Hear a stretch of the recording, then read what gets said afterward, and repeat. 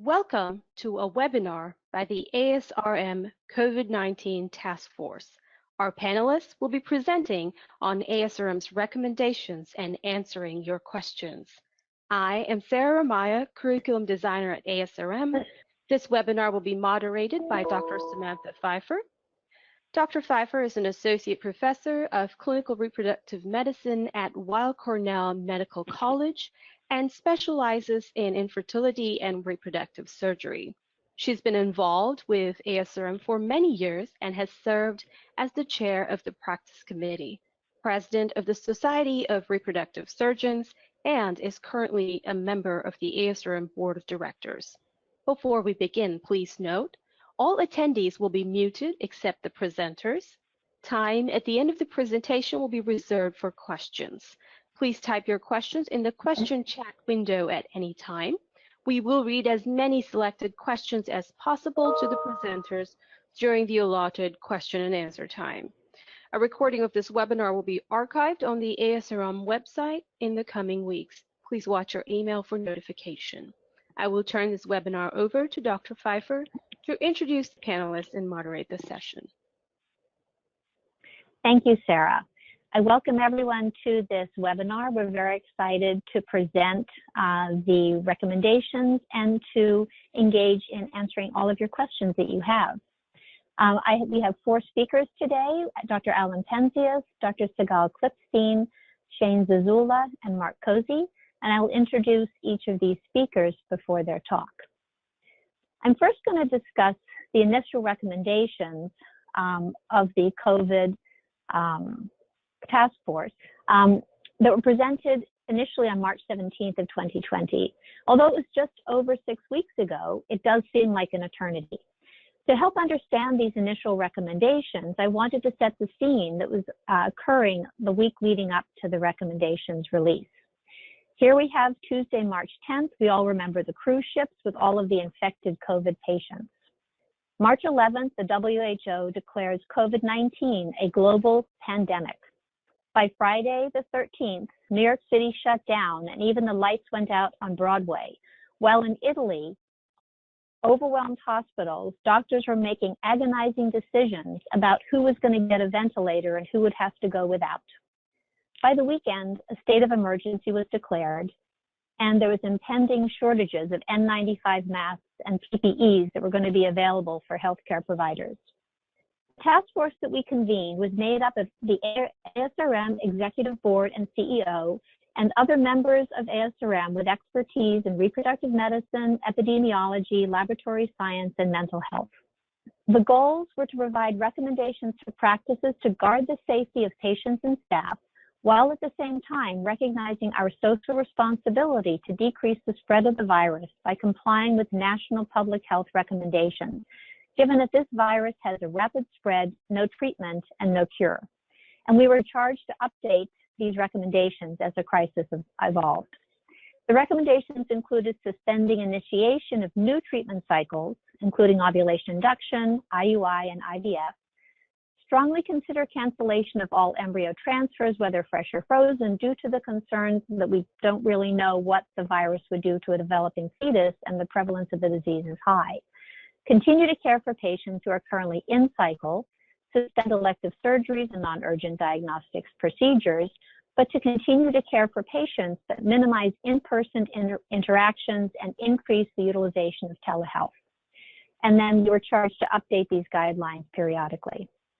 Since then, there have been several updates. The first 2 updates basically upheld initial recommendations with a couple changes. The first was that in the first update, we included the task force was enlarged and included an infertility patient to represent the patient perspective as we crafted our guidelines. The initial guidance, as I said, was upheld. And we were reminding everyone that infertility is a disease, and we wanted to emphasize our commitment to return to patient care as soon as possible. Alan Penzias will now discuss the third update. Alan Penzias is an associate professor of obstetrics and gynecology and reproductive biology at Harvard Medical School, where he directs the fellowship program in reproductive endocrinology and infertility at Beth Israel Deaconess Medical Center and Boston IVF. He is also the current chair of the practice committee of ASRM. Alan? Thank you very much, Dr. Pfeifer. And when we got to update number 3, we had to recognize a couple of things.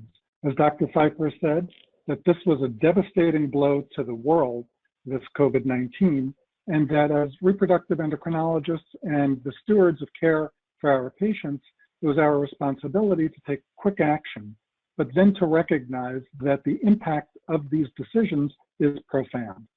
With update number 3 that was issued on April 24th, we first restated that infertility is a serious, time-sensitive disease. We know that people who have a particular diagnosis, who may not have been in an urgent situation when the crisis hit, worsening prognosis of treatments would occur with the passage of time. We also know that the passage of time posed a threat to decreased access to care with further delays. Patients may lose employment, unfortunately. Health insurance may be at risk. We also understood that there was new data on the pandemic, even in the several weeks from the initial recommendation. We recognized that these changes were both global, regional, and local trends were very, very important. And we also began to really understand, had a better understanding of disease transmission, thinking about factors such as bloodborne, terminology such as airborne, droplet, skin contact. So things that have been usually held in the medical realm, we've now understood a little bit more about how this disease goes, and that's been transmitted to the public. And we also understand and start to see the impact of mitigation strategies nationally and locally. The diagram that I pulled from the Boston Globe on April 29th shows that this disease is not concentrated equally everywhere. So one of the key elements that we recognize in update number 3 is the regional impact of disease will have some bearing on not only how we can proceed, but when we can proceed. In update number 3, we also acknowledge that COVID-19 will remain a factor for the foreseeable future. We've heard a lot about increased testing, vaccines are in development, but foreseeable future probably means the next 18 months that this disease will be somewhere in our midst. We also wanted to reaffirm in update number 3 that fertility care is an essential service. And then we also, next please, recognize the need to resume practice in a world where COVID-19 exists. And I think that this is one of the key points, because if this were something where we could say, let's just put this all on hold for 2 years, we'll come back and revisit it later without any harm, that could be the ideal. But this is a serious disease, it's a time-sensitive disease, and what we need to do is be able to figure out how to resume practice in a world where COVID-19 exists. And we have a few different constituencies that we have to worry about. We have to think, of course, about the health and safety of our patients, because making sure that we can provide care in a safe manner is critical. We have to understand that the pregnancies that result from our treatments also have to be taken into consideration. There's a lot of unknowns. There's good data, there's emerging data, but still some unknowns, and that needs to be taken into account. Of course, next, we also have to think about the providers, because this disease is one where as providers become ill and come offline, that also is a methodology of decreasing access to care. And then finally, an element that does come into play here is that is of the public, in terms of what is the impact of the treatments on the availability of personal protective equipment and the ability to have people just get around, and make sure that we are acting in concert with all of the public health directives that we have to at the present time. So as we prepared to resume care, one of the things that we put into this document was some really good guidelines for the practices themselves, because this is brand new to everybody. I don't know how many times people used to talk about things in epidemiologic terms, but now is the time to do so. So in this guide, not only did we affirm that infertility is a disease that's time sensitive and important, and yes, that we have the lofty statement of needing to come back to care, we also took the time in this document to really be able to help a practice deliver the care to the patients that the patients deserve. So 2 elements of that include risk assessment and risk mitigation. Now, when we think about risk assessment, what we're thinking about is a couple of different elements. An assessment of who might be harmed and how, an evaluation of actions that are currently being taken to control those risks, a plan to develop further actions to control the risks, a determination of who should carry out these risks, and a timeline for the implementation of all of these things. And in thinking about that and providing this guidance, we also want to step further in instructing practices and advising practices, not in fact to just do this in an informal way, but to write it down. And to be able to have practice-specific assessment where practices will go through their policies and procedures, will think about risk mitigation, elements including screening people at the front door with temperatures, with questionnaires, policies with regard to physical distancing. When in the facility, how far should people sit apart? Who wears masks? What kind of masks? Little details that really are critically important to maintaining safety of all concerned need to be executed by each practice in a very formal way so that at the end of the process, we are able to resume care, having done practice-specific assessments, having set into place policies and procedures for that practice and for the medical personnel therein. We need to make sure that the staff is properly trained, everything from correctly donning and removing personal protective equipment to making sure that they are providing the best safety margin for our patients. We also have to be cognizant of local conditions, laws, and resources. So just because the state declares that it's now open for business doesn't mean it's necessarily safe to do so. So as the stewards of the healthcare system and the frontline personnel delivering that care, it's incumbent upon us to have an ongoing assessment and ongoing surveillance of the local situation to convey to our patients that resumption of care might not be linear.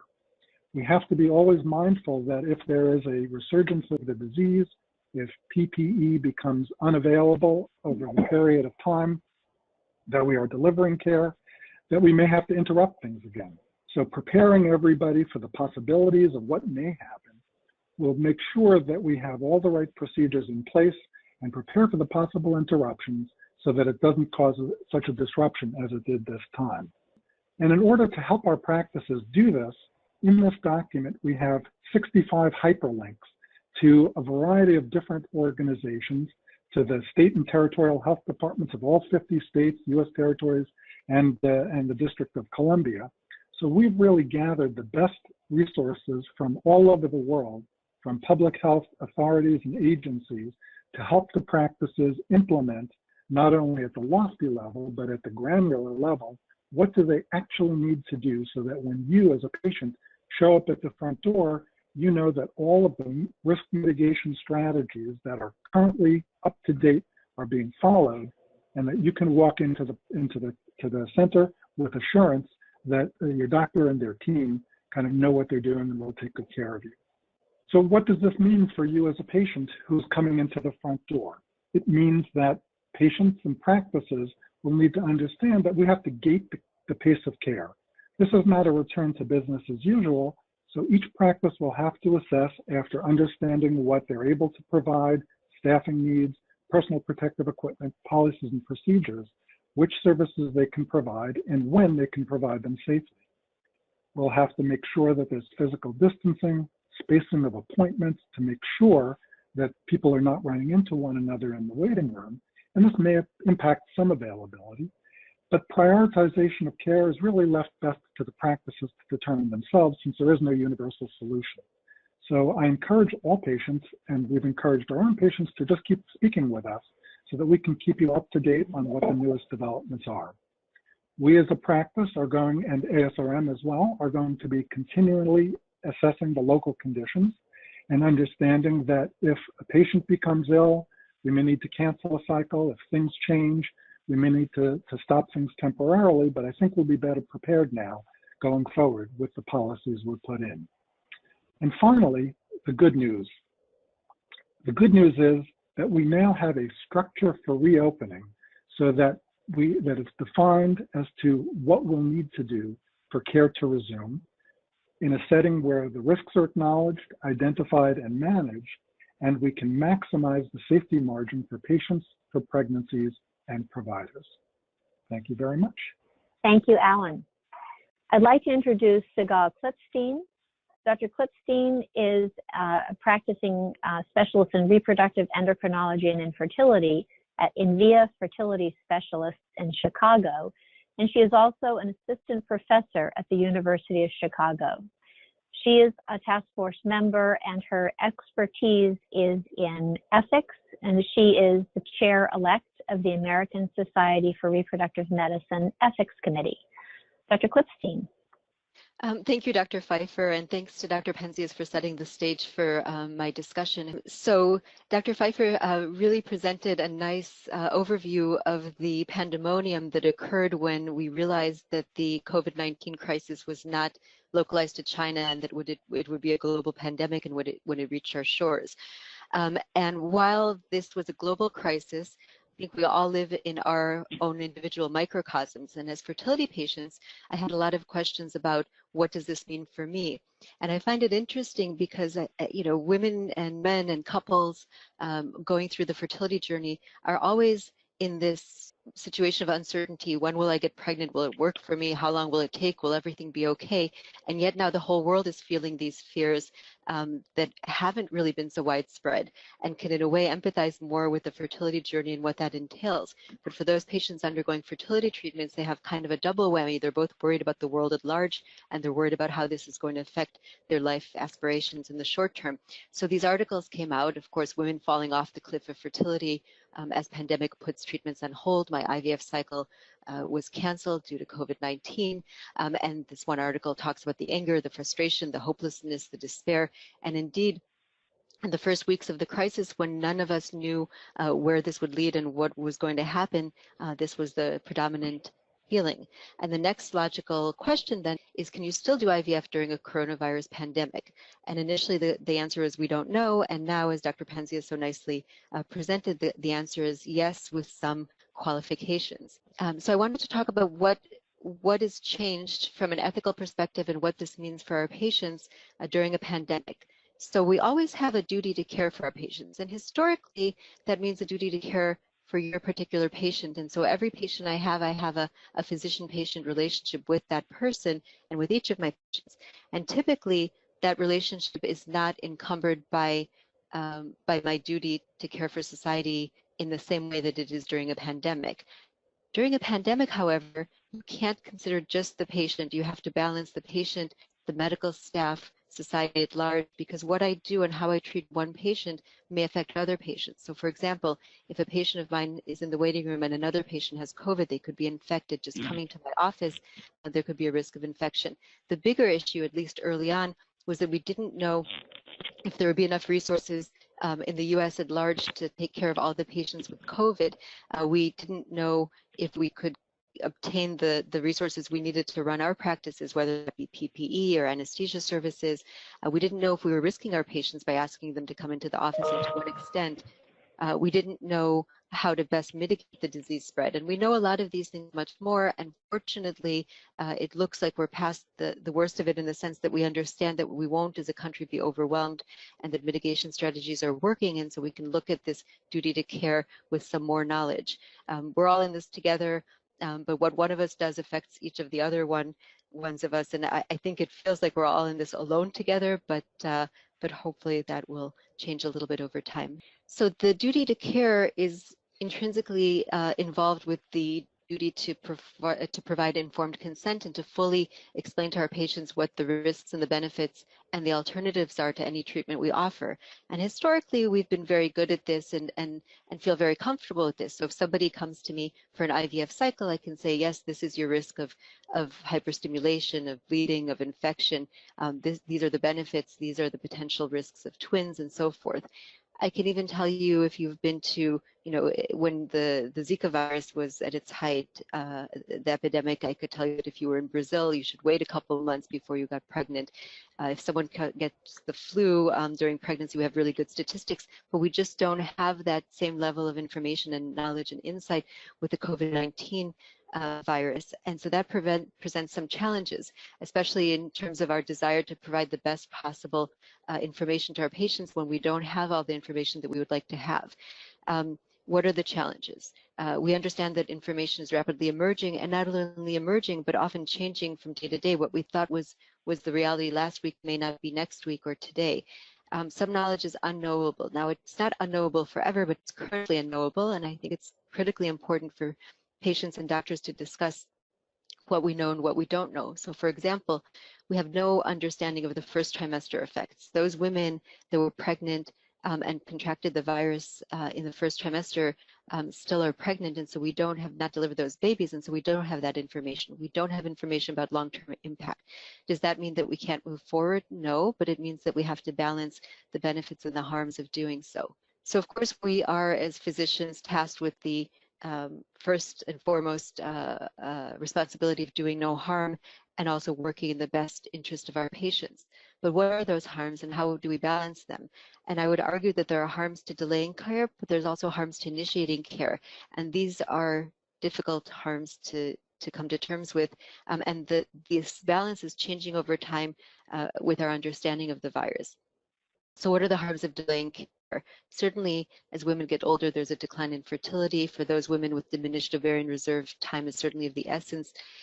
There's no challenge to the assumption that there's an emotional impact to delaying care, waiting, wondering when it'll happen in a context where fertility patients have already been waiting to start their treatment, may have waited months before they came to seek care, maybe years in some cases.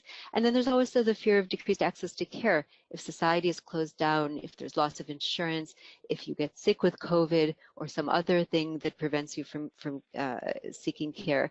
But there are also harms to initiating care. Of course, the potential risks to pregnancy are being more and more well delineated over time, but we don't have the full story yet.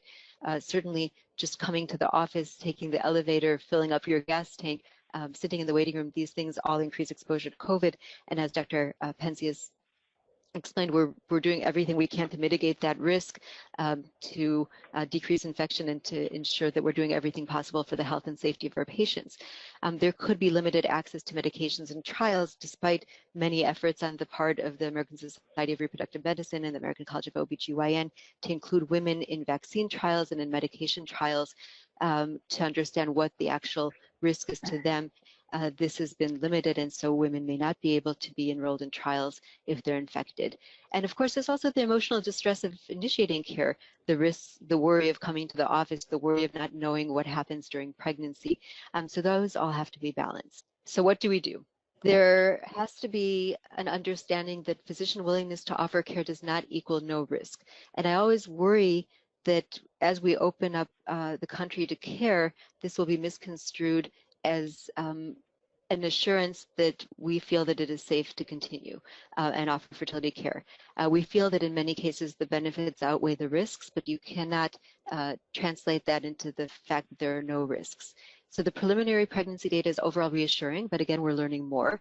And most importantly, the risk appetite differs among different individuals, not only patients, but physicians as well. And as physicians, we want to do everything possible to keep our patients safe, to make sure they have the healthiest possible pregnancies. And yet we're working in this age of uncertainty, and we're making decisions when we can't know all of the answers.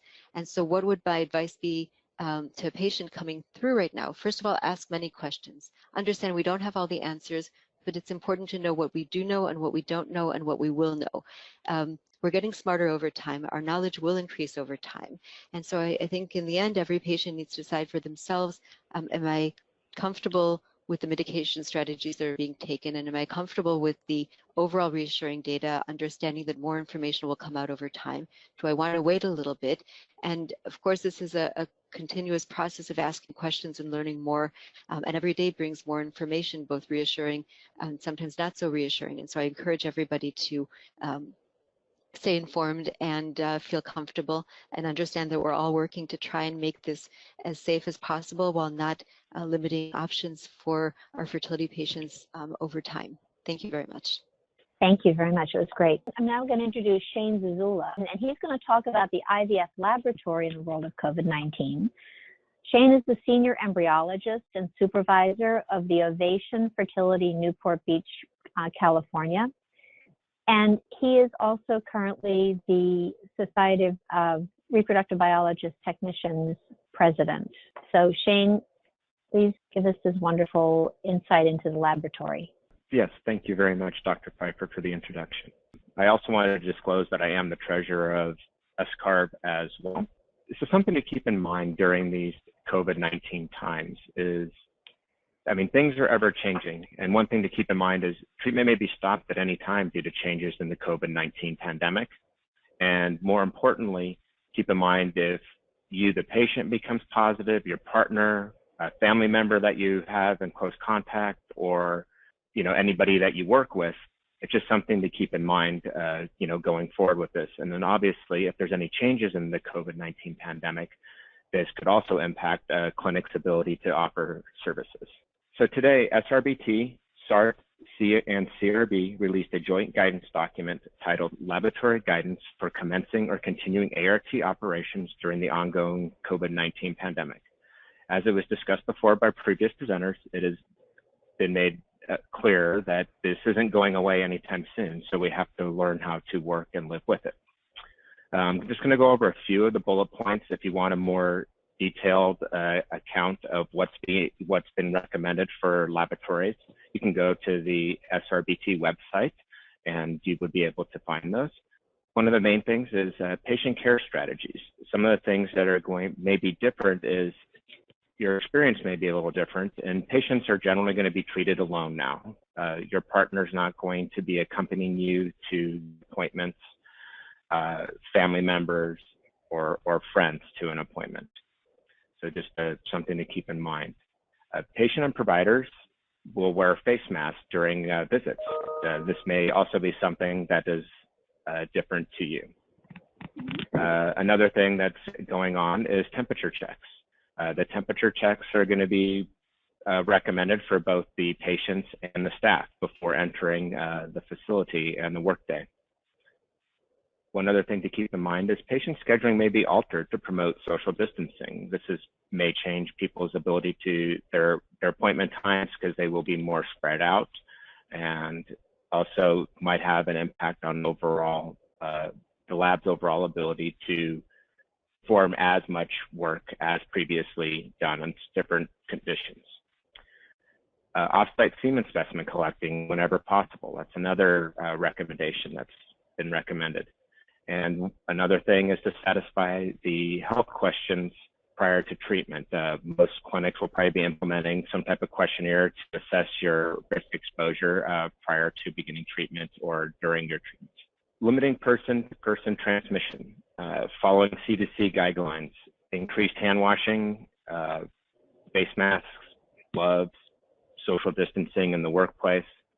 And these are also things that you as patients want to probably think about too on your day-to-day activities to help prevent yourself from exposure prior to any of your treatment. Limiting staff exposure. Laboratory staff may be divided into non-overlapping teams. And as mentioned before, this could impact the overall volume that a lab may be able to handle, because obviously if you split your team into half, then you might not be able to accommodate the same volume that you did previously. Minimizing risk during laboratory procedures. As mentioned before, laboratory volume may be reduced just by all the minimizing risk procedures that are going to be implemented to allow us to operate safely for both patients and staff. And one of the additional things which everybody is going to be doing is enhanced and more frequent cleaning and disinfecting of laboratory surfaces, equipment, and all of that stuff. So these are all different things that are going to all be done by all the clinics and laboratories to make your experience as safe as possible. So thank you very much. Thanks, Shane. Our last presenter is Mark Cozzi. Mark is a patient and a father, and he is a member of our task force representing the patient's perspective. In addition to this very important role he plays in our world, he has 30 years of experience in finance with a focus on entrepreneurship and private investing, and he is active in a myriad of philanthropic and civic causes. So Mark, please give us your perspective for the recommendations. Sure, thank you. So I was asked to join the task force by our physician, our fertility physician, who is on the board. My perspective is really a balance between science and family. I'm on the board of Northwestern Medicine, which is the parent organization for Northwestern Memorial Hospital. I'm very active at Howard Brown Health, which is an LGBTQ focused health organization in Chicago. And I'm on the board of the Field Museum and the Conservation Committee there, which is one of the largest science and conservation focused museums and organizations in the country and the world. And so Dr. Klipstein spoke about the need to balance. And so I am committed to science and math and facts. But on the other hand, family, which matters more so than anything. I have parents who are 92 years old and 88 years old. My husband and I have a little boy who's 14 months old, and I am a patient. My husband and I very much would like to begin the process for baby number 2, working with the same wonderful gestational carrier with whom we worked and for our first child.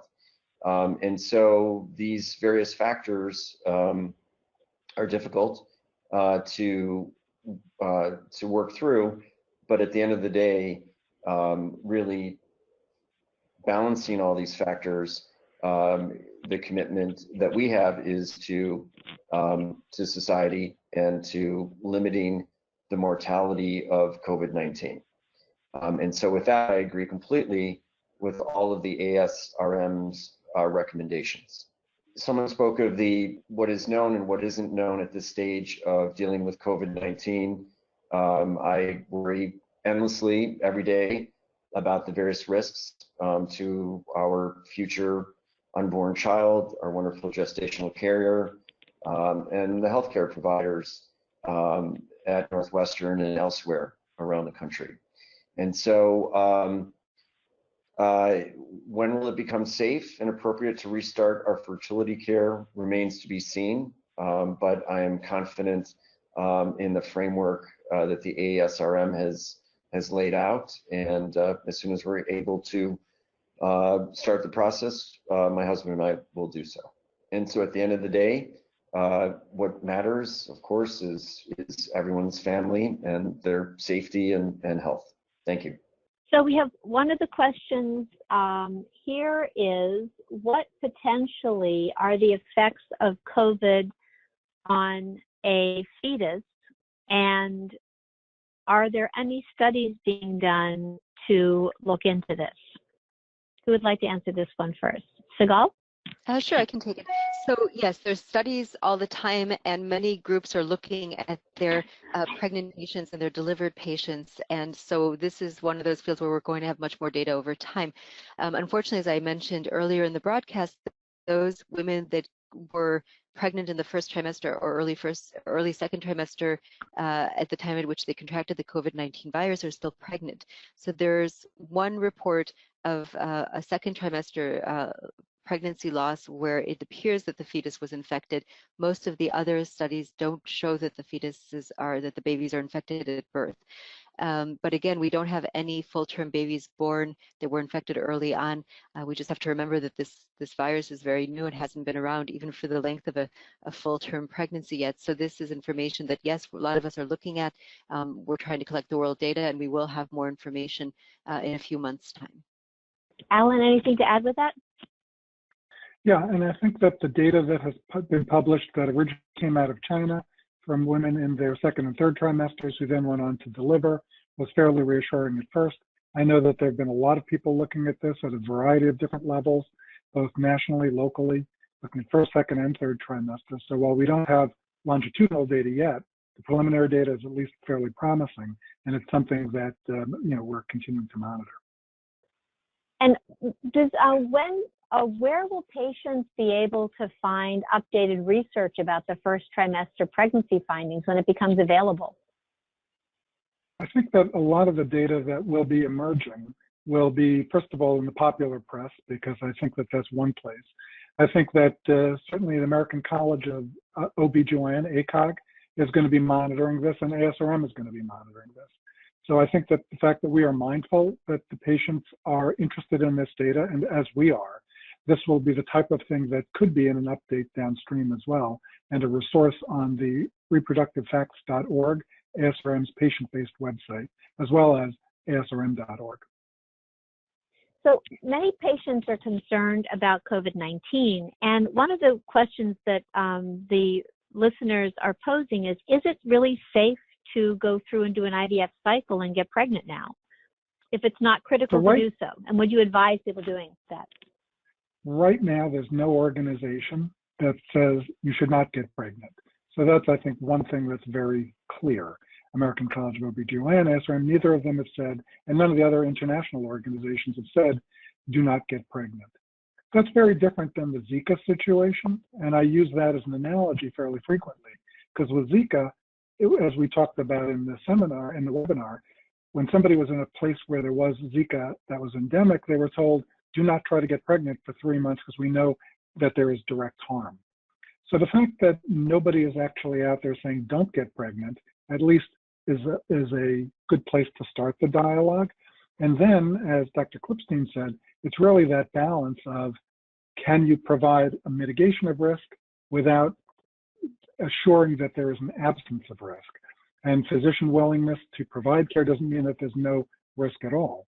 There may be some people who reasonably choose, given their own circumstances, their own personal concerns, and their consultation with their physician, that maybe they will put off treatment until a later date, whether that date means the end of the COVID-19 pandemic, could be 2 years from now, and that may work for some people, but for others, it's really a risk-benefit analysis. So to the question of, is it safe to do IVF? Is it safe to be able to get pregnant now? To the extent that we know the data that there is, knowing that there are still unknowns, I think that I'm not recommending people not to get pregnant. And then with good counseling and discussing their individual circumstances, I think that we can minimize the risk and mitigate the risks so that we can provide effective treatment, even though we are in the COVID-19 era. Sigal, do you have any other thoughts on that question? A lot of our listeners are concerned about, whether or not they should start and if they should wait. Yeah, no, I think that you have to look at the risk. It's a calculated risk. We cannot assure with 100% certainty that there is no risk to the pregnancy or to the babies. The data we have so far is overall reassuring. We know when we look at children that there are some infected children and that are, a few that are severely ill or that have been identified throughout the world, but by and large, the vast majority of children fare very well, infants as well. And so we do have some cases of babies being infected, and overall they've done well. So looking to that data, I think it's quite reassuring. Also, if we look back to the Zika example, we had some indications early on by fetal ultrasounds that things were not right, and we don't have those indications with the COVID crisis when we look at the early ultrasounds. So I'd say overall the balance of data is reassuring, but there is no way to have 100% certainty. And anytime you get pregnant, it's risky, and we can't guarantee a safe outcome to anyone.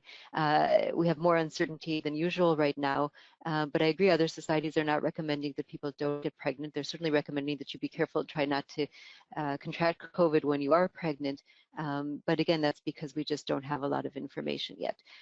So I do think that what's important is to talk with your physician and to look at the potential risks and to make the decision that's right for you. And every patient is going to make a different decision based on both their personal situation and the reality on the ground as we have a further understanding of the effects of the COVID-19 on pregnancy. One of the listeners had a question about, would you advise people differently if they were thinking of doing a fresh IVF cycle or a frozen embryo transfer cycle? I can address that. So there was one question about what to do if someone had COVID, should they continue?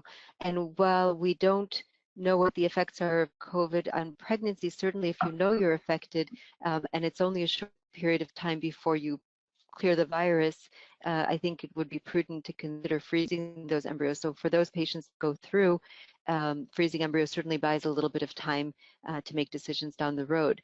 The other issue that one could think about is the kind of secondarily to the question of whether you should go through if you have COVID.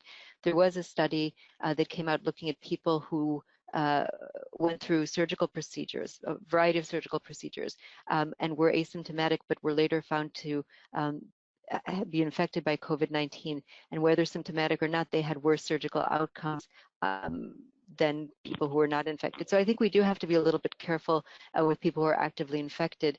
But if you're not actively infected, freezing embryos is one option, because at least that takes away the risk of diminished ovarian reserve and takes away a little bit of that biological clock concern, and buys a little bit of time to become more informed about the actual risks. One of the questions that another listener has posed is, what are the known risks of COVID-19 to a pregnant woman, independent of the fetus?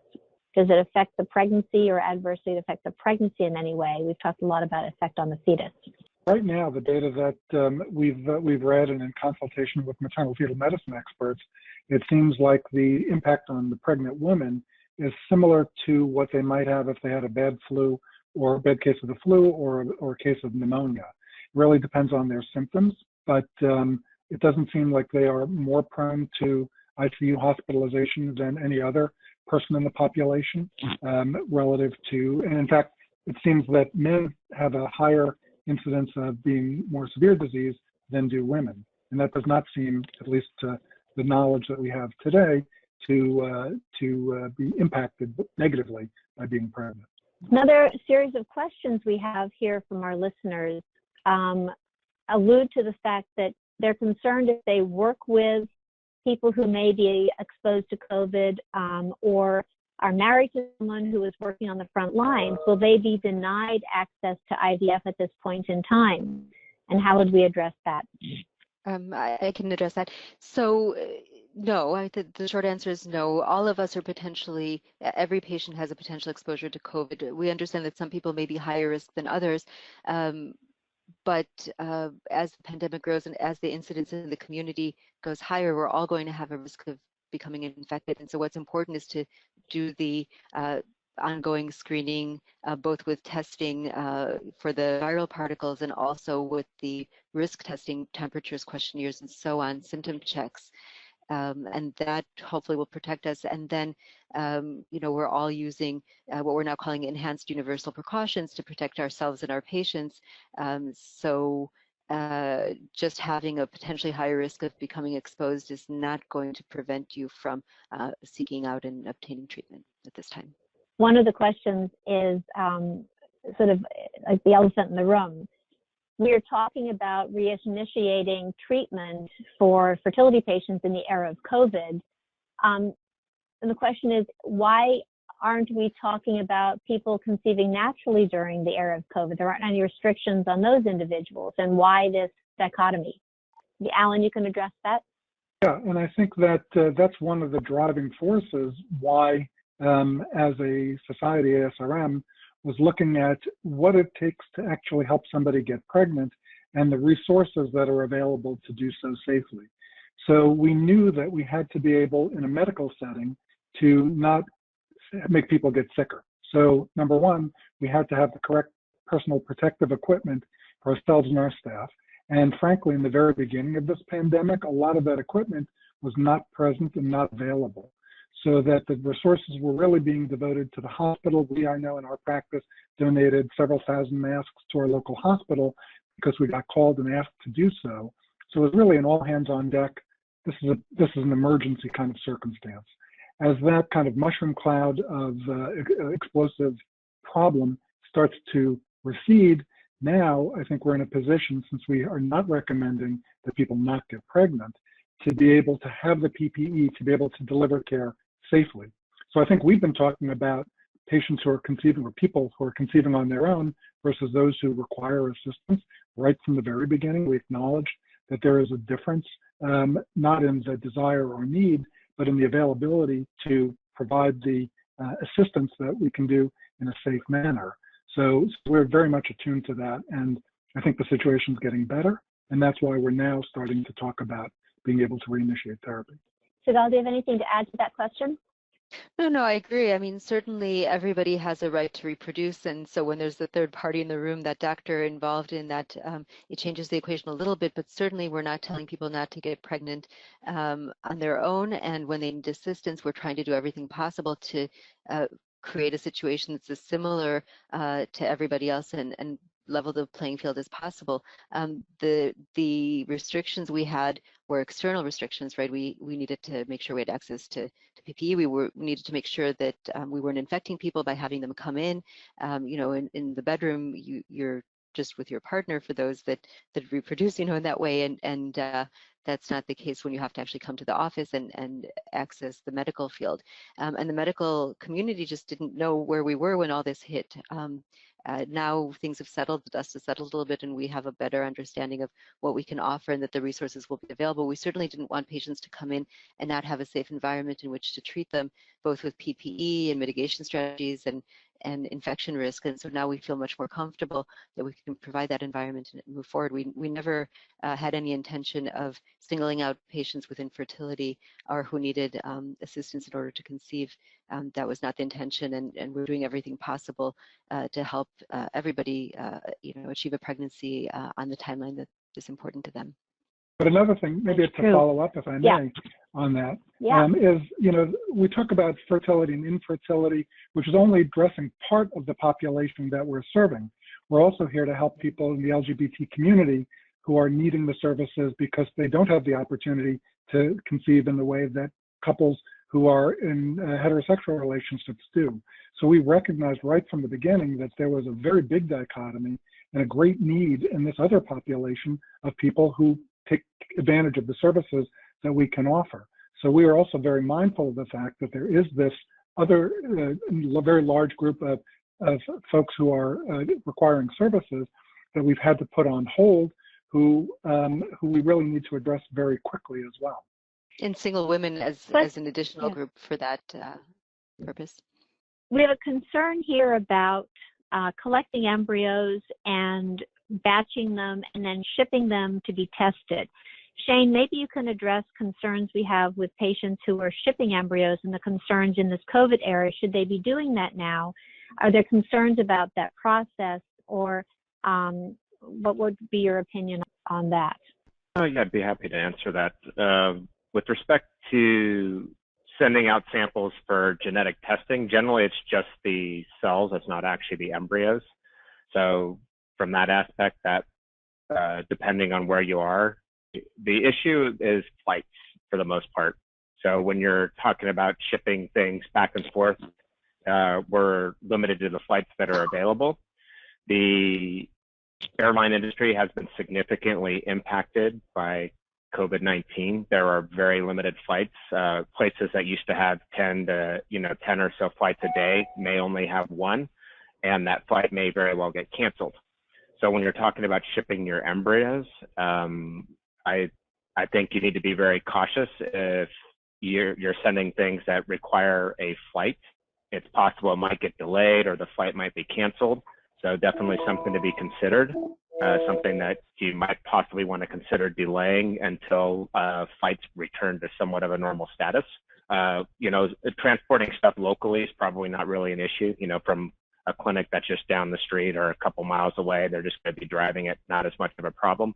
but you definitely have to be cognizant of the flights when you're talking about transporting embryos or gametes from one facility to another. We have a lot of questions from our listeners about third-party reproduction using egg donors and surrogates, and what special considerations are there for treating people using donor eggs or surrogates, and how do these individuals fall into the categories of resumption of treatment? The first consideration, which is a really practical one, is travel. And as travel is restricted, some of the egg donors live outside of your state, the surrogates as well, the gestational carriers as well, and so this may limit their ability to get to their treatments. The other issue is if a gestational carrier were to be pregnant and the intended parent or parents want to be available for the prenatal visits for the delivery, that may be restricted as well. So there are all these concerns. The other concerns are, of course, in fact, risk of infection during travel for the gestational carriers and the egg donors. Dr. Penzias, do you want to continue with the other concerns, the more medical concerns? Yeah, and I think that the medical concerns are the same as for anybody who's coming into the office. And that is, just as we are starting to resume care now, it's part of the discussion, because we recognize that the patients who need these services, need them just as much as people who are using their own gametes. And certainly as we are able to bring all the services online, in a very steady manner, that will be something that we'll consider in the sequence. And then from a very practical consideration, travel. In our case, our gestational care lives in another city in Illinois, a couple of hours away from Chicago. And so scheduling appointments and being able to attend an appointment with her also becomes difficult. And so it's a cascading effect of issues and decisions and unfortunate circumstances. Are there any particular concerns about screening egg donors or surrogates as they embark upon this process? The screening doesn't change. Certainly, we'd want to make sure that the gestational carriers are not carrying COVID at the time of pregnancy and do everything possible to protect them during their pregnancies. But again, we have to understand no vaccine, no effective treatment, that we can't guarantee that they won't contract COVID. Hopefully, we'll understand over time that the risks to the pregnancy are low, but that is certainly a concern. For the egg donors, the screening would be the same. And perhaps Shane can speak to this, but there isn't any evidence that you can contract COVID from egg or sperm. And so, those screenings that we've been traditionally doing for all the infectious diseases that are standard of care for the egg donors will continue. And I don't believe we need additional screening for them. Shane, what are your thoughts on that? Yeah, no, there's been some stuff that's been discussed, and as I alluded to before, it's the dilution factor with all that's done and all the prepping that's done throughout the IVF process when handling the gametes, that everything gets diluted out so significantly that the thought is that the overall likelihood of exposure or transmission is exceptionally low. And I mean, since this is so new, I mean, we still have the unknown. I mean, there haven't been lots of long, detailed studies that have looked at this and evaluated it. So this is mostly all just going off of theoretical stuff of what's known about other viruses and other stuff, when practices that we're already doing and have been doing for years in the laboratory to help reduce the risk of any other communicable diseases. One question here from listener is concerned about partners attending office visits. Do we have any sense on when they will be able to attend office visits and any other procedures of that nature? So part of the mitigation strategies, and as we were looking at how to best protect everybody is to limit the number of people in the office. And we understand it's really difficult that, partners want to come in for the embryo transfers, for the visit, for the obstetrical ultrasounds. But even the labor and delivery suites are, in many cases, not allowing partners in order to try to minimize the risk. And so we understand it's really difficult, but we hope that everybody also sees the benefit of limiting the number of people in the waiting room. And, if 2 people come in, it doubles the risk for everybody. And so we really don't know when that policy will be able to be loosened a little bit, but for now, the safest thing to do is to, in the same way that we're limiting how much staff we have in the office and separating them as much as possible, we're doing the same with our patients. And part of that, in addition to making appointments farther apart and surgery less frequent and all of this, is to limit the number of people in the office. We hate that. We really like to see the partners. We understand that it's not just one, in many cases there's more than one person obviously in the reproductive process, but we need to do what's safe. And really appreciative we have cell phones and FaceTime and all of that, but it's not the same thing, we understand. Basically, it's like a math problem. It's just the number of contacts that you have is you multiply that times the risk of exposure, and that's really, it's just the formula. And I think that over time, as we bring testing online, I think that will help, and then we'll be able to do things a bit more safely and bring partners back. Right now, our priority is to make sure that treatments get done. And unfortunately, the consequence of that is just fewer people in the room, and the less contacts that we have, the better.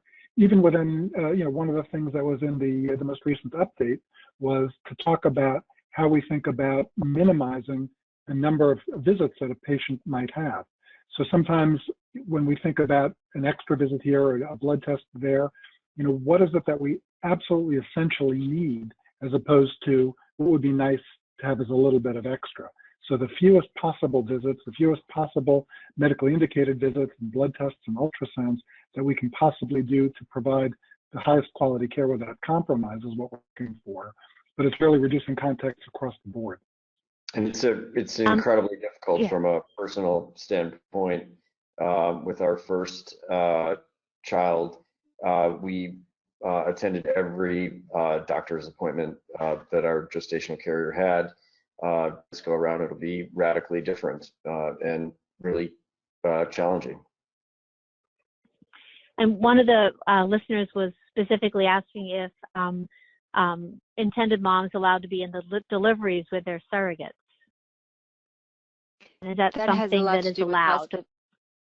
Yeah, that has to do with hospital policies, which are continuously evolving. Even, within the Chicagoland community, different hospitals have different practices. Part of that depends on what their COVID burden is. Again, I think as we have more testing, we'll be able to do more point of care testing, so we'll know the results much more quickly. That will become more available. But at present, some labor and delivery suites are only allowing the patient herself to labor and no visitors, and that's quite difficult and heart-wrenching for the intended parents. People have a lot of questions about whether homemade masks are reasonable to wear in the office as a patient. Yes, and in fact, that's one of the things that we addressed in the most recent update. So in keeping with CDC recommendation that when people are in public spaces, they maintain 6-foot separation from one another and wear a mask, we've adopted that into the most recent guidelines so that when patients are sitting in the office, if they're having an in-person consultation with a physician or a member of the medical staff, they'll be separated by at least a 6-foot distance. And in that setting, both the provider and the patient would be able to be wearing cloth masks under those circumstances, because it would really be no different than any other social engagement that they had in a supermarket, for example, where people would be wearing cloth masks. And the risk mitigation really is droplet spread. And it comes down to understanding how the disease is transmitted. So cloth masks are great, and we will encourage our patients to be wearing their cloth masks throughout their experience in the IVF center, from the time that they walk in, maybe have their blood drawn, an ultrasound, a diagnostic procedure, and the staff will be wearing medical grade masks at the appropriate times during those procedures. And only really with airway management, if somebody is in the operating room, that's where the anesthesiologist and perhaps some people very close to the airway, where we worry about aerosol transmission, need the N95s. So we've already accounted for this, and I've put this out in the recommendations based on CDC and OSHA guidelines. And then, Shane, are homemade masks allowed in the laboratory? Yes, especially for patients, but in general, we will be using, medical grade masks ourselves. Questions are coming up about transfer of coronavirus. So questions relate to, is COVID-19 transfer, or is COVID-19 identified in semen? And is it transmitted to the baby through bloodborne mechanism? Does it cross the placenta? The data that we've seen thus far suggests that it's airborne, surface contact, excuse me, and through mucous membranes, mouth, nose, eyes, and not through secretions. There were 2 papers recently that looked at different types of secretions. Semen, they did not find in active COVID patients. This was an Italian publication showing no active virus that was detected in semen of men who actively had the disease. And there was another about vaginal secretions, same thing. So it's very hopeful that if this is not transmitted through fluids, but through cough and through respiratory or contact with the virus directly, that being able to mitigate those risks will be a little bit clearer. We have another question here about the risk of COVID-19 exposure on frozen embryos. And Shane, maybe you can just specifically address that risk of those embryos that are currently frozen. It's the same risk that goes along with most other viral conditions. We haven't seen much actually in the way of transmission from one patient's embryos to another patient's embryos when in a tank. Using a closed device further enhances that by making sure that you don't have that ability. It's an additional barrier. But again, there's just the unknown. It hasn't been directly studied to see if there is a transmission, but it is one of those things also just to think about. I mean, there's a huge dilution factor. Viruses are very small, and everything that we're working with gets diluted out excessively in everything that we do. So. Question is our screening tactics of temperature check and questionnaires and masks enough to prevent the spread of COVID from one patient to another? I think that it is. And this is, where we take a look at all the CDC guidance, because how do I, as an individual, protect myself when I am in the clinic next to other people, or if I'm going into the supermarket or into some other public space? Number one, understanding what the transmission that we know it. It's aerosol for people who are coughing and spraying, and that's usually medical situations where there's airway management or extubation or intubation. But somebody in public, it's droplet spread, so somebody's sneezing, and that's why wearing a cloth face mask won't necessarily protect you from somebody else, but it'll protect somebody else from having droplets that then spread into the atmosphere. So that's number one. So if everybody's wearing their cloth mask and they're spacing, the odds of you coming in contact with COVID through the next patient is low. How about a contaminated surface? You touch a surface and you actively now have COVID virus on your hand. It does not seem to come through the skin. So that means that that virus will sit there, even if you've touched it and it's on your hand. So then how do you prevent that from getting into your body? Don't touch your face, don't touch your eyes, don't touch your nose, don't fiddle with your glasses. And that's something I'm here in the house. I recognize that I did that a couple of times and I have to catch myself. And usually I'll just grab a tissue if I'm in the office and use some other surface, and then washing my hands. Not really complicated. 20 seconds of washing with soap and water will clear the virus off of your hands. So you can actually feel fairly comfortable that if you're in an environment, sitting in a clinic with other patients, as long as you are wearing your own mask to protect others, washing your hands and not touching your face, you're going to be able to do pretty fine. One question is, why are we not letting people proceed with IUIs and ovulation induction and radiology tests? They don't involve IVF. And can we address why we put a squash on that, or why we recommended not pursuing those treatments in our initial recommendation? Yeah, I think the initial recommendations were really all about this is an all hands on deck, let's just stop everything because we don't know enough about how we can prevent this disease, and let's get our arms around it.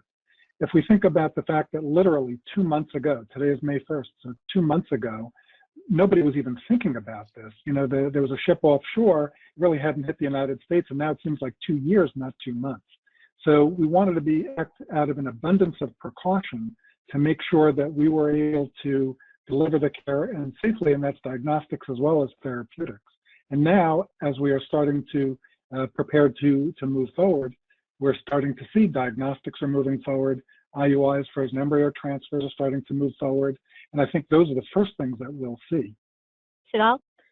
Yeah, no, I agree with that, and I think we have to differentiate between stopping treatments because of the concerns for the pregnant women and the pregnancy, and stopping treatments because of the desire to be good stewards of society and to mitigate and to make sure that the resources that are necessary during an overwhelming crisis and pandemic are available to those who need it. And so early on, the stop was really looking, as Dr. Penzias had said, to prevent kind of a medical healthcare catastrophe where there weren't enough resources for the hospitals, and that perhaps we were infecting patients in ways that we didn't know unintentionally, not necessarily from our treatments, but just from coming into the office. And so now we have a much better understanding about PPE, about transmission, about where the virus exists and where it doesn't, about what healthcare resources are going to be needed outside of the fertility clinics, and we feel much more comfortable moving forward. So the decision really was one of mitigation and healthcare resources, and not one of pregnancy per se. The financial implications of canceling a cycle due to COVID have been devastating, and how do you best approach this? What are your recommendations for that? Okay, so certainly one of the reasons we put a pause is that we didn't want anyone to start a cycle that couldn't be completed. And so early on, we didn't know what would happen and whether cycles could go on. Right now, with all of our mitigation strategies and our carefully measured approach to starting cycles, we feel that there's a much lower chance that cycles will be canceled. There is a devastating cost. I know that all of us are trying to work with our patients to minimize that devastation, but it is true that that this is certainly a concern and a stressor for many patients. And one of the things that we're very acutely aware of as we move forward, and we want to make sure that we can provide an environment in which we minimize the number of cycles that might be canceled. Part of that is predicting who might have COVID and not starting cycles right away on those patients so that you don't have to cancel or delay or postpone those cycles. There's a lot of people who are finding that they're not sure when their clinic is going to open, and they're not sure that people are proceeding with treatment. So just to reiterate, if you could just qualify what the reentry philosophy is and our approach to saying should people start treatment and should clinics start opening, if you could just sum that up, each of you. So, as we presented early on, there is a difference geographically in terms of the prevalence of the disease and the incidence of new cases and the use of healthcare resources. And so every clinic needs to look at their own mitigation strategies and decide when they are ready to be open for business. That's going to differ from clinic to clinic. And, we're all trying to communicate on an ongoing basis with our patients. So please reach out to your individual clinic and ask those questions, because we all have plans that we are formulating over time in terms of how to re-enter our fully functioning fertility centers. Alan? I think that there are several levels in terms of the resumption of care. One is state regulations and local regulations. So that's one thing that we're sensitive to, because in some states, there was no guidance with regard to what fertility centers needed to do. There was no rulings on closure of hospitals or ambulatory surgery centers for non-urgent or non-emergency procedures, whereas others, like in Massachusetts, we were told, stop, you have to cancel, you cannot do certain procedures. So first is what is legally the legal authority in that particular, where that clinic operates. The second is the recommendations. So ASRM's recommendations or guidance is also not law. It's really just advising best practices to try to make things as safe as possible. And I think that there are definitely some guidance in this document about how the sort of the trajectory that you should look for in your local community after obeying the laws in your community for reentry. And each clinic will have to take a very close look at all the data and interpret it in a way that is concordant with, their, as I said, their interpretation. So for patients, what can they do? It's really the dialogue, and it's calling your clinic, asking them to keep you updated. How have we kept in touch with our patients? We've asked people, just call in with your period as you normally would, getting ready for care, because that way, we'll be able to tell you at a moment's notice, yes, we're opening next week, or yes, this service is available.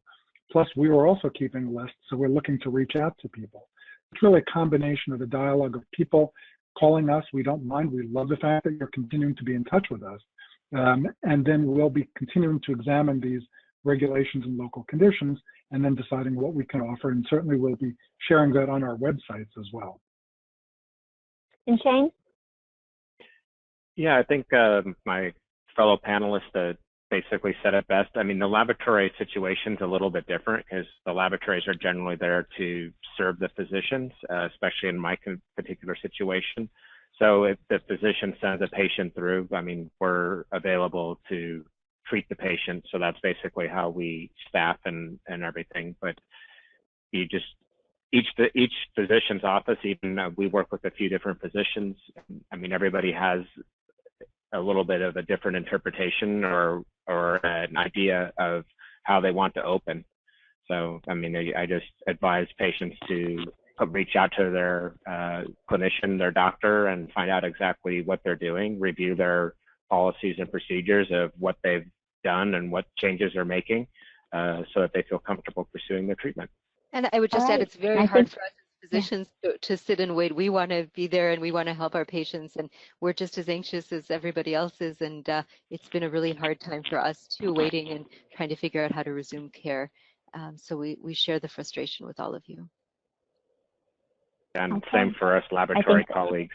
What I'd like to do, one of the questions people have, and I'd like to address each of the panelists in turn for this, but people have concerns about starting up again. And I think everyone is going to have a different perspective on what their concern is and how they're going to address it. So what I'd like to do is start with Alan. What is your biggest concern about opening up, and how are you planning to address that? Thank you. My biggest concern about opening up is making sure that we communicate properly and that we have transparency. Because things are changing so rapidly, I want to make sure that the transparency of communication is with both our staff as well as with the patients, letting them know what the current policies and procedures are, keeping people up to date about that so that they can have their expectations be set and met. One of the more frustrating things in the whole fertility journey is when things don't go in a timely manner and people can't control what's happening. By letting people know that here's what you can expect when you arrive at the clinic, you're going to be greeted at the front door by somebody taking your temperature. Expect to be sitting in your car for your appointment for your IUI, and we'll call you when you come in, you'll check in here. So by making sure that we are communicating very well and that those procedures are being communicated properly, that I think is going to be one of my big concerns is because I know we can do things in the back end, but making sure we communicate well so that people keep their anxiety down is one of the most important things, I think, overall. Sigal, what do you think?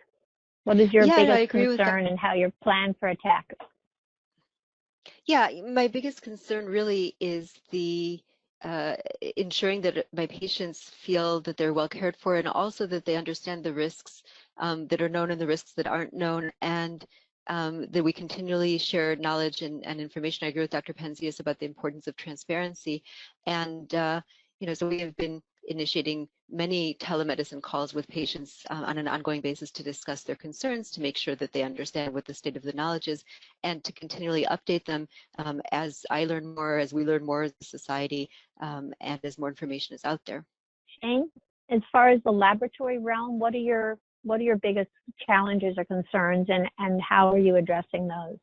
I don't really perceive much of them as challenges. It's just different added increased precautions in the laboratory setting, using additional PPE, patient questionnaires and things before they enter into the laboratory setting. But as far as our overall handling of the embryos and gametes during a cycle, it doesn't really change anything in the laboratory setting. So because all of those precautions are already being taken. So, I mean, as far as what we do on the day-to-day, other than maybe some increased cleaning and stuff in between procedures, it's pretty much business as usual. It's just with some increased precautions and cleaning techniques. So people always wondered, are my eggs or embryos okay in the freezer? So. Yeah, I mean, to our knowledge at this point in time, I mean, they're safe. There's been no long-term studies or anything with the COVID-19 virus and storage. So, you know, I mean, all that stuff can be mitigated with, you know, depending on what type of a device or something that you're using when you're freezing. Some are closed system devices, which are going to help, which are going to reduce any of that potential contamination issues, which are really very minimal at all. Everything gets diluted out so significantly in everything that we do that, I mean, but just like everybody's been saying, we don't know what we don't know. So at this point in time, you know, we try to do everything we can to mitigate risks. Right. And Mark, from your perspective, what are you most concerned about, and what would help you, what we could do as providers to help you to feel more comfortable? Sure. By far and away, the biggest fear that I have is risk to the unborn child. The fact that we simply don't know what will happen with women, for instance, currently in their first trimester, and how that will all play out. We can make, the physicians can make recommendations and have an informed perspective, but there still are really many unknowns there. That's true. One of the things that we're hearing a lot about recently is the emotional impact of this crisis on providers and patients as well. And I think that, you know, one of ASRM's charges in the recommendations is to ensure for emotional well-being of everybody. Sigal, why don't you address that? What are your challenges with emotional needs, and how are you going about helping that, or what are your plans to promote that? Yeah, well, I mean, I feel like people going through fertility have always struggled with the unknown, and in a way they're in a way better prepared to deal with the unknowns of the COVID because they're used to this uncertainty. But even more so with this double uncertainty that I discussed early on, I think it's just even more important to provide mental health services, to have the patients understand that they can reach out to us, to be very available. It's very hard for us also, you know, as physicians, to wait and to kind of sit on our hands, and we want to help and we want to move forward, and we don't want this pause, and we're excited that we'll be able to soon move forward. But part of that is making sure that patients feel cared for and comfortable, and the mental health services that are already well established, we're utilizing them even more so. Of course, my concern with that is it's now done by telemedicine. I think that's, you know, been more positive than we all expected, and it's working well, but it would be really nice to be able to sit one-on-one with a mental health professional. We just don't have that opportunity. Having said that, all of the professionals we work with have been offering telehealth, and our patients have been utilizing that, and I encourage them to continue to do that. It's really important as we go through this uncertainty. Yeah. Alan, do you have anything to add to that? Yeah, and in the recommendations on March 17th and reaffirmed with the various updates, we did affirm the fact that this is a stressful thing, and that patients, there's already a stress component to this, and this is just heightening it. The mental health professionals group, and Anne Malav, who's the president of the MHPG of ASRM, is a member of the COVID task force, is somebody who is committed, and the organization is committed to making sure services are available very broadly. Telemental health is something that they've been very much thinking about even prior to the COVID-19 pandemic, but the resources that are available through the ASRM website, where patients can actually link through and find a local provider in their area who they can talk to, or certainly talking to the practices who can then refer out. I think those are some very key elements, because It is stressful, and you don't have to take it by yourself. There is professional help out there, people willing and able to do it remotely and safely. Mark, do you have anything to add to that from your perspective?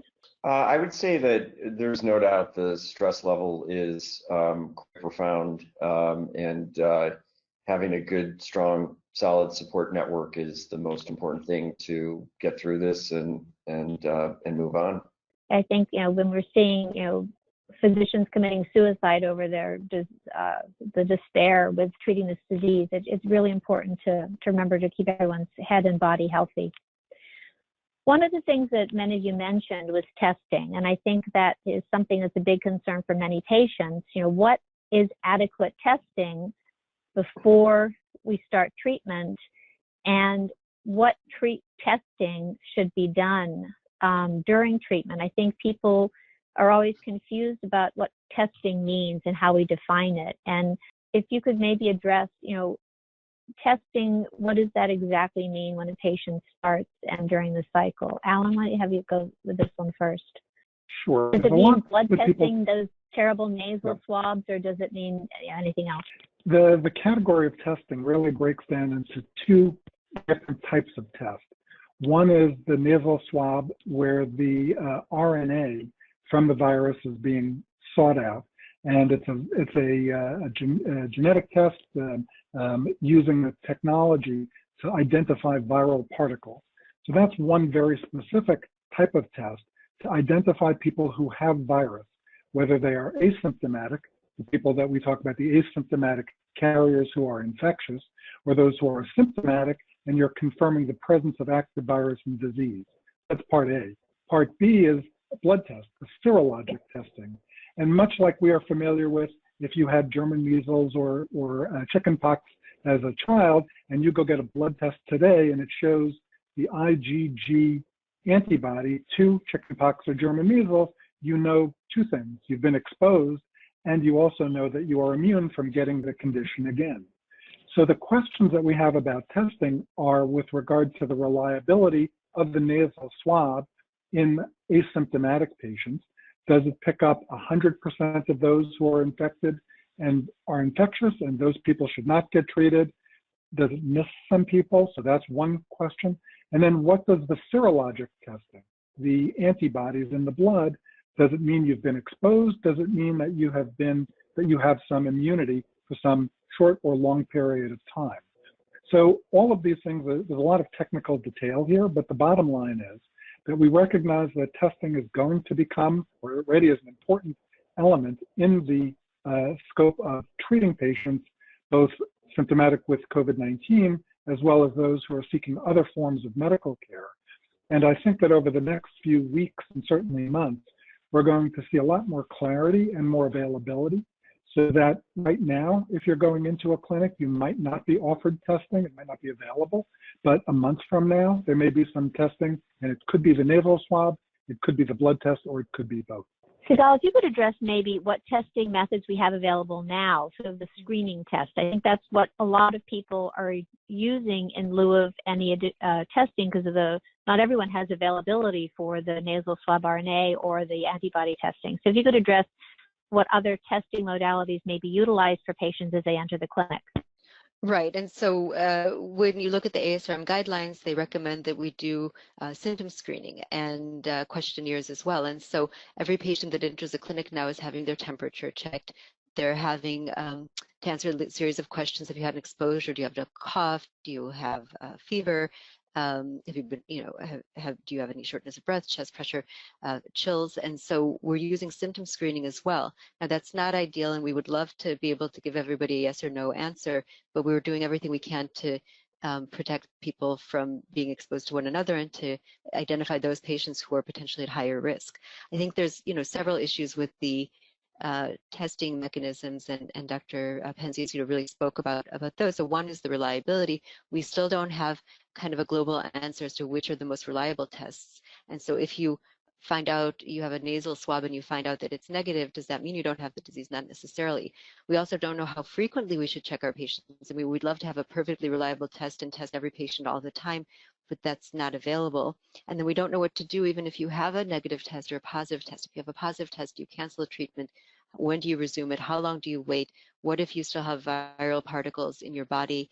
And so there are a lot of unknowns. As the whole panelist said, this is the unknown that will become eventually elucidated. And so we just have to do the best we can. And the best we can right now for many centers is to check temperatures and to ask questions and to do the risk mitigation strategies, patients coming in with masks and physicians using extra precautions, social distancing, all of this. I think eventually we'll be a little bit smarter about how we do this, and so we won't have to be so afraid of one another.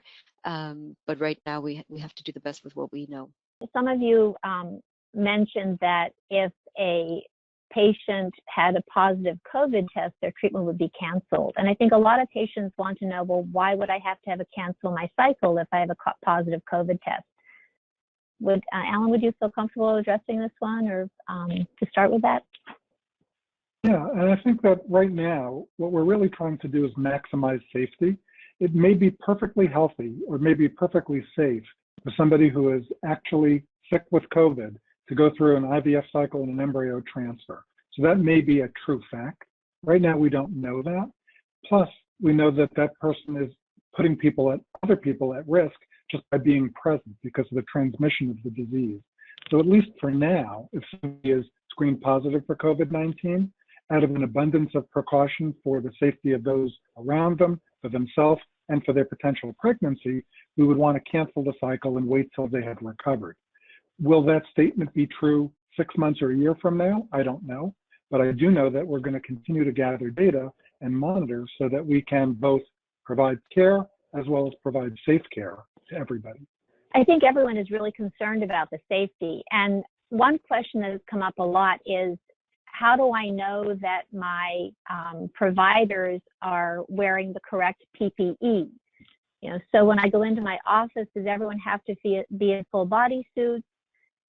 What type of masks are appropriate for the providers to wear and for the patients to wear? And Dr. Sigal, I'll ask you to address that. Then I want to get Shane's perspective and also Mark on the same question. So Dr. Klipstein, could you answer that question? Yeah, sure. So the ASRM guidelines, the recent update has a very nice graph table at the end that talks about what patients should wear, what physicians should wear, and depending on the procedure. So certainly physicians should come in with at least cloth masks. All of the staff is wearing masks and socially distancing. And then for procedures, for egg retrievals and hysterosalpingograms and saline ultrasounds, we're also recommending face masks. There is not a recommendation right now for the N95 masks to be generally used. We feel that in a low-risk population, and according to the CDC guidelines, that is not necessary in the office. Again, this is rapidly changing, and so we will have to reassess this as we have more information. But you should expect to see everybody in the office wearing masks and possibly face shields when they're doing more invasive procedures.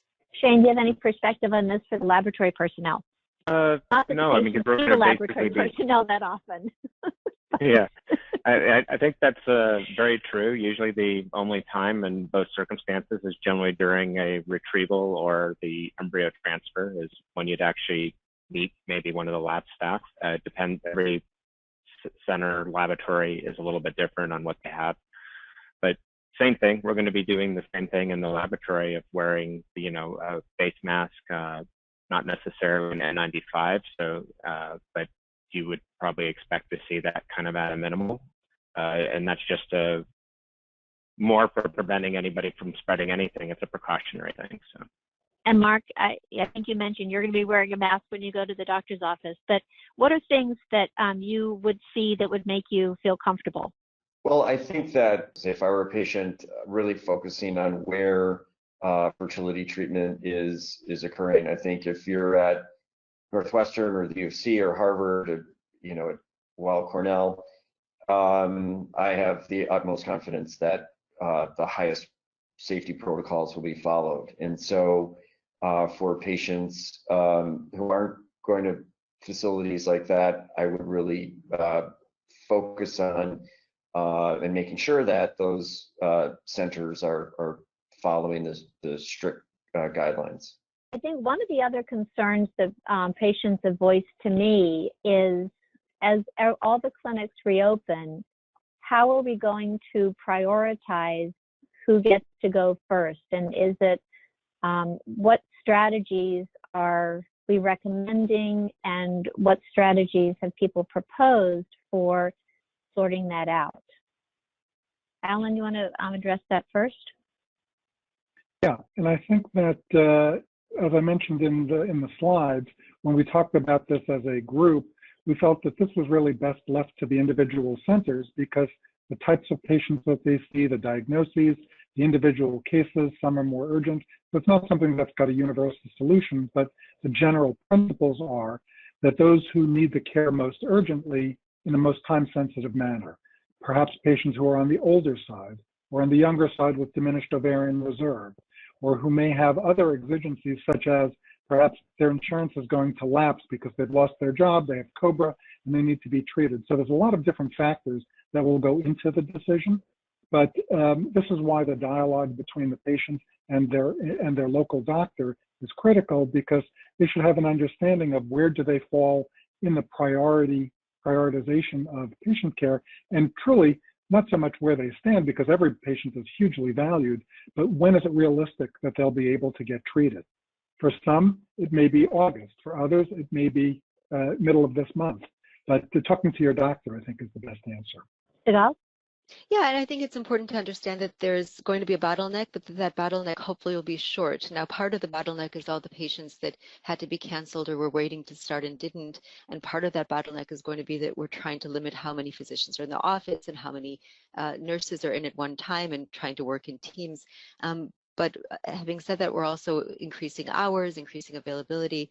And so I do think that we're all doing what we can to limit that bottleneck, and hopefully, like Dr. Penzias said, it might be a month, it may be a couple of months, but I don't think, assuming that the things go as they've been going and that the trend seems to be, without a second wave, I don't want to kind of predict the future, but that over time, over the next few months, things will kind of level out and we'll be back to sort of normal operations, in the sense that you'll be able to get in a timely manner.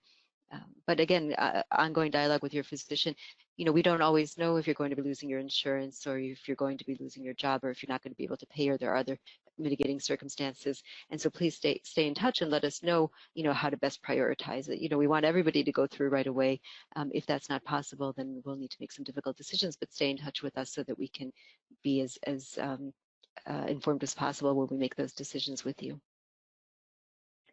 Shane, do you have any perspectives on the lab of starting people up again, and priorities that you think that you consider? No, I would default to the same, rationale as the physicians were discussing. The only thing, different perspective maybe on the laboratory end, is it's more a volume dependent thing. It just depends on what the overall volume that the lab is able to handle based off of whatever personnel that they have there to do things. And that just the physicians will be working closely with the laboratory professionals to make those decisions based off of whatever new protocols and procedures they've implemented to work in this pandemic time of COVID-19. Mark, what concerns do you have about, this, people envision this mad rush of people all trying to get to the top and start. How do you approach that, or what are your thoughts on that? Is that a real issue? I worry about risk to caregivers, and a mad rush, right, for patients to get treatment, and putting the caregivers at risk. So that is my main concern. So final question for everybody is, what do you think the next iteration of the update's going to say? Alan? Well, if I look into my crystal ball, what I think that the next update is going to do is essentially refine and continue to improve on the specificity. We had to be fairly general as we started, and I think that as further updates come with new knowledge, we will either completely reverse certain things, but I think that what we're going to do is be able to provide much more granular detail as we get more knowledge as we go forward. Sigal? Well said, Dr. Penzias. I agree. I think we'll have more data. We'll have more understanding of the testing. We've all been trying to figure out which test is best, how to use it, how to interpret it, when to test again. We don't know any of this stuff. We know all the things that we will eventually know. We're frustrated that we don't know them yet. But to put it into perspective, 2 months ago, this wasn't even an issue, and now we can't think and talk and dream and sleep of anything but COVID. So I agree that just a few short weeks we'll have a lot more information and more specifics. Hopefully, a little bit more about effects on pregnancy, and hopefully a lot more information on the different testing strategies. There's a lot of active work on that throughout the country and the world. So hoping for more understanding for all of our benefit. Shane? I mean, I would pretty much say the same things. I think it's great that there is a task force that does meet on a regular basis to keep addressing these issues as they continue to change, and that we will continue to keep doing that for as long as needed, and to update everybody as things change so that everybody is informed. And Mark, what are your thoughts on the next update, since you're part of our task force? Right. So I very much defer to the medical professionals in terms of recommendations, and I feel that as a patient and as a citizen, we're in very good hands here with the task force and the amazing professionals on the task force. Well, it's been a pleasure working with all of you, and thank you very much for your time today and your wonderful presentations and thoughtful answers to questions. And with that, I will call this webinar to a close. Thank you. Thank you. Thank you. Stay safe. Thank you, Dr. Pfeifer. Thank you to the panelists for your insights and recommendations. To the attendees, thank you very much for joining us. You will receive a survey by email after this session. The session was recorded and will be available on our website in the near future. Please keep an eye out for registration emails for Monday's Mind-Body Strategies to improve your emotional and physical health during COVID-19. There's another webinar on Wednesday that's on emergency fertility preservation in the COVID era. If you have any further questions or comments, please don't hesitate to contact us at webinars@asrm.org. This concludes the webinar. Thank you.